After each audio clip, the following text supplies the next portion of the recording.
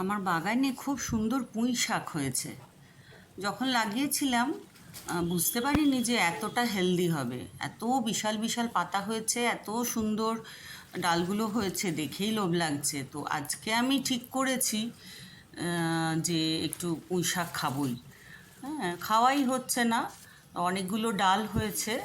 আজকে একটা আমি কাটতে এসেছি। আজকে পুঁই শাকটা খাবই। দেখুন, অনেকগুলো ডাল হয়েছে, প্রত্যেকটাই হেলদি। হ্যাঁ, প্রত্যেকটাই দেখতে হলে পাতাগুলো তো বিশাল বিশাল বড় হয়েছে। তো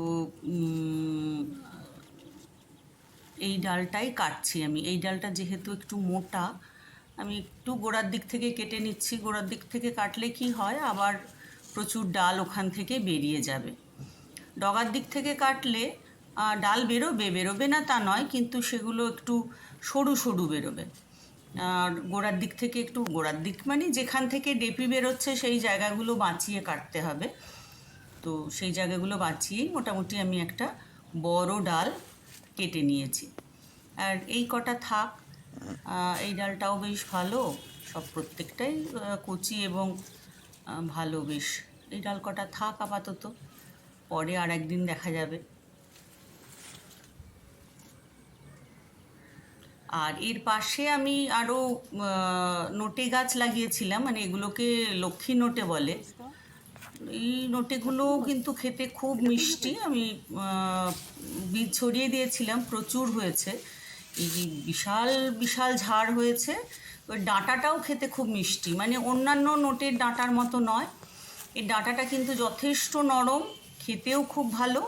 হ্যাঁ, মানে খুব সহজে গলে যায়। আর এর শাকটাও যদি করি, এমনি যে নোটের শাক একটু মানে গলে কম, কিন্তু এই নোটেটার শাকগুলো এত নরম হয় আর খেতেও মিষ্টি, খুব ভালো লাগে। তো এই দেখুন, ঝাড় দুটো আমি কাটলাম। এক একটা ঝাড়ের অবস্থা দেখুন, বিশাল বিশাল ঝাড়। ডাঁটাগুলোও খাওয়া যায়, খুব যথেষ্ট ভালো খেতে। আর শাকটাও খাওয়া যায়। একটু বুড়ো পাতাগুলো ফেলে দিয়ে কচি পাতাগুলো নিলে শাকটা একদম নরম হয়ে মিলে যায়। তো আমি দুরকমই কাটলাম আজকে। আজকে পুঁই শাকটা করবো, আর লক্ষ্মী নোটেটা কালকে করব। ওই জন্য দুরকম শাক কাটলাম। আজকে আমার গার্ডেন থেকে বেশ ভালো ফ্রেশ ভেজিটেবল আমি পেলাম।